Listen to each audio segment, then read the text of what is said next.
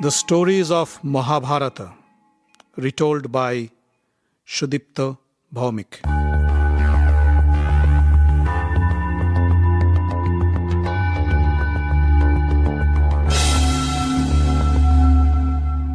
Welcome, dear friends, to another episode of the Mahabharata. I hope you're enjoying them. During the last episode, the Pandava brothers, Yudhishthir, Bhim, Arjuna, Nakul, and Sahadev were born. We also learned how the Kaurava brothers, the 100 brothers, were born. And we also heard about the tragic death of King Pandu in the forest. And later on, Pandu and Kunti returned to the palace of Hastinapur to live under the care of their great-granduncle, Bhishma. The Pandava boys started their new life in the Hastinapur palace along with their 100 cousins, the Kauravas. The good-natured Pandava brothers soon became the favorites in the palace. Their gentle behavior, their kindness, their respectfulness and humble attitude not only pleased the elders in the palace, but also made them popular amongst the people of Hastinapur. It became quite clear that the throne of Hastinapur would soon belong to Yudhishthira, who was not only the eldest of the brothers, but also the son of Pandu, the rightful king of Hastinapur. Dhritarashtra was nothing but a caretaker. But this did not please the Kaurava brothers, especially Duryodhana, whose ambition was to ascend the throne as the next Kuru king of Hastinapur. Being the son of the present king Dhritarashtra, he felt he was the rightful heir to the throne. He also felt that his father was unfairly treated when his younger brother Pandu was made the king. Dhritarashtra's blindness cannot be the reason. How could he then perform his duties as a king now? Hence, Dhritarashtra should have been the king in the first place and not Pandu. This logic reinforced his justification to claim the throne even more. Bhima was the other cause for irritation to the Kaurava brothers. Being the strongest and the most powerful of the lot, Bhima would always bully the Kaurava brothers, all in good humor though. He would challenge them all to wrestle with him and would then thrash them and toss them like feather pillows. Sometimes the Kaurava brothers would run and climb up on the highest branches of a tree to escape from Bhima. But Bhima would hold the trunk of the tree and shake it so vigorously that they would drop like ripe fruits.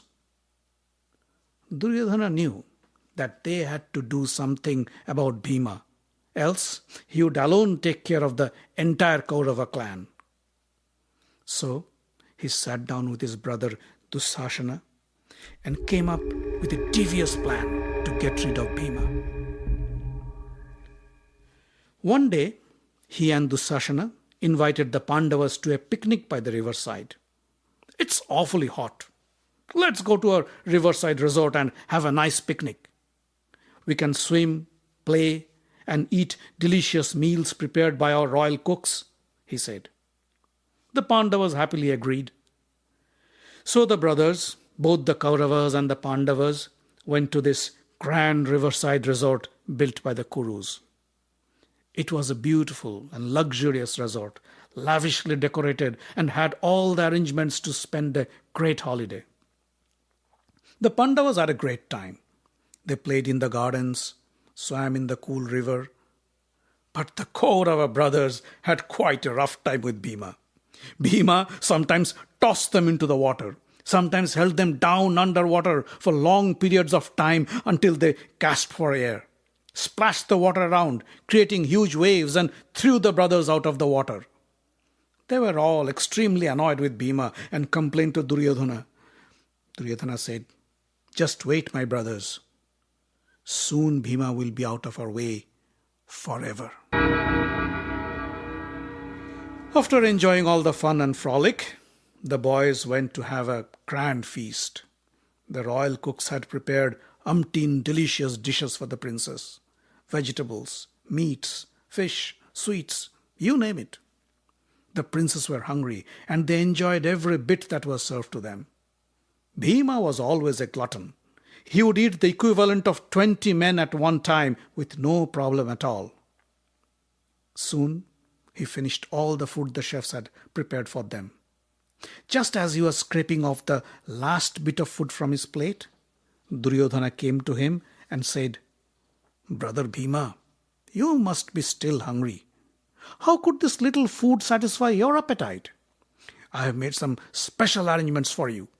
I have asked our private cook to make some extra food for you. Come with me. I will serve it to you myself." Bhima was indeed very simple-minded, and he didn't suspect anything at all. Rather, he was happy to hear that his cousin Duryodhana had made some special arrangements for him. He went with Duryodhana to a secluded spot behind the resort, where Dusashana brought him plates full of delicious food for him. Cakes, sweets, pastries, pies, and what not. But before bringing them, he had laced each dish with a deadly poison that could kill a person in seconds. Any other man would have died just taking a single bite. But for Bhima, nothing happened. He finished all the poisoned food given to him, and it seemed to have no effect. Duryodhana and Dusashana knew that the poison will take some time to work on a huge person like Bhima.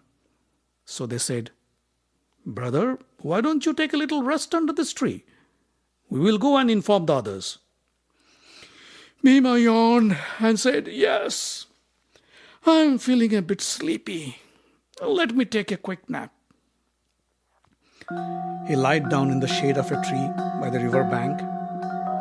Duryodhana knew that the poison has started to take effect. Soon, Bhima sunk into a deep coma, while Duryodhana and Dusashana watched from a distance. When they were sure enough that Bhima was not waking up anytime soon, they came to him with some strong ropes and tied his hands and feet together. Then they dragged him down the river bank and threw him into the river. And Bhima sank in the water like a heavy rock. Duryodhana and Dusashana went back to their brothers, who were getting ready to leave. Yudhishthira was looking for Bhima. Duryodhana said, "Bhima has already left for the palace.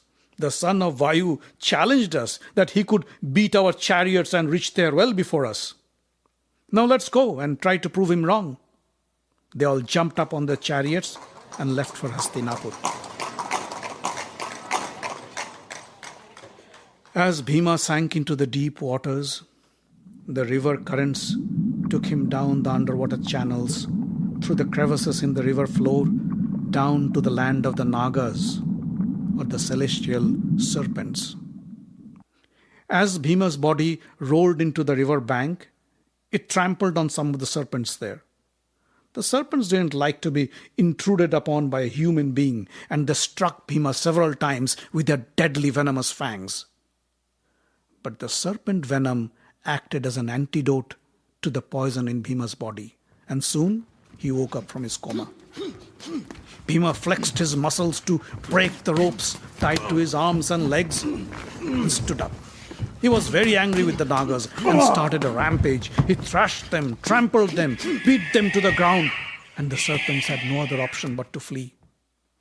They went to their king, Vasuki, and complained, "O King Vasuki, a human being has arrived in our lands.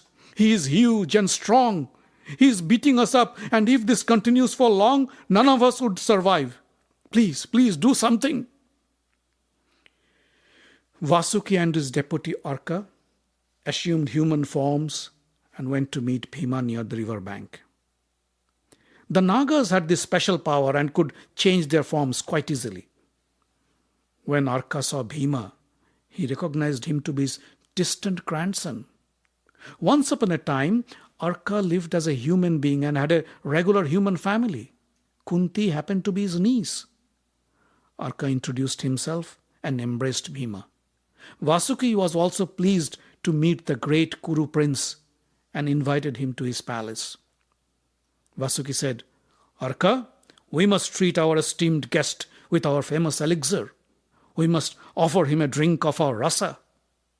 Rasa was a delicious and intoxicating drink which gave the Nagas their super strength. Arka said, "Yes, of course. Come with me, my dear grandson. I will treat you with rasa."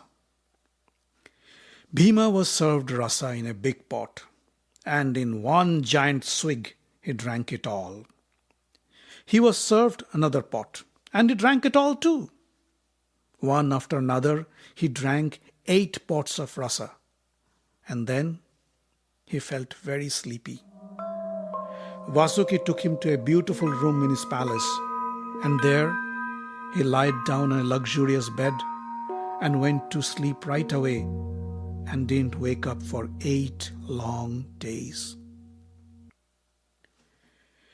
In the meantime, in Hastinapur, Kunti and the Pandava brothers were extremely worried about Bhima. As soon as they arrived in the palace from the riverside resort and found that Bhima was missing, they knew Duryodhana had lied. Still, they waited for some time with the hope that he might turn up any time. But he didn't. Kunti was afraid that Duryodhana must have done something evil to his son. But without any proof, he couldn't challenge him either. She went to Vidura and said, "Vidur, I think something bad has happened to Bhima. He wouldn't go anywhere without informing us. I'm afraid Duryodhana must have done something evil to him." Vidura tried to console her. "Don't worry, Kunti. No harm can come to Bhima. He is the strongest of the brothers, and Duryodhana will not dare to do anything to him. Besides, Vyasa himself had prophesied that your sons will enjoy a long life. I'm sure Bhima will be back soon." Vidura was right. On the 8th day, Bhima came back to the palace. When he woke up from his sleep, the rasa had given him immense strength, and he felt invigorated. He thanked the Naga king Vasuki and Arka and asked to give him permission to return to Hastinapur. King Vasuki made all the arrangements, and soon he was back to the human world. When Kunti and the Pandava brothers heard of this story, they were stunned. They knew Duryodhana and Dussasana were evil-minded, but they could never imagine that the Kaurava brothers could go to such an extent. Yudhishthira advised, "We should not talk about this, and we should not complain to anybody either. But we should always be vigilant, because I am sure Duryodhana will strike again." So they continued with their usual life in Hastinapur as if nothing had happened. Duryodhana and Dussasana obviously were very surprised to see Bhima back in the palace, but they too kept their mouths shut and began scheming on other plots to eliminate their rivals, the Pandavas. Bhishma had appointed Kripa, a Brahmin, to train the royal princess the art of warfare and weaponry. Kripa was doing his best, and the brothers, especially the Pandavas, were picking up the skills very fast. Bhishma knew that these boys would need someone who would be able to teach them the use of the most advanced weaponry and skills of warfare, and he was actively looking for one. Well, of course, he himself would have been the best teacher, but he was too busy running the administrative affairs of the throne since Dhritarashtra was severely handicapped due to his blindness.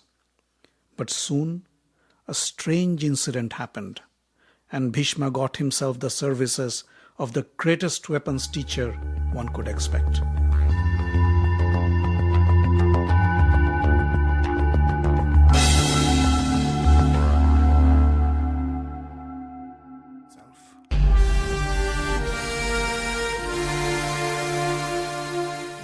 The Stories of Mahabharata is written, directed and told by Sudipta Bhawmik. Audio engineering, original music and sound design by Avi Ziv. Find us online at facebook.com/Mahabharata podcast. Join the group for updates and news. Subscribe to the podcast using iTunes or any other podcast catcher. On Twitter, we are at Mahabharat Audio. The podcast is distributed under the Creative Commons non-commercial license.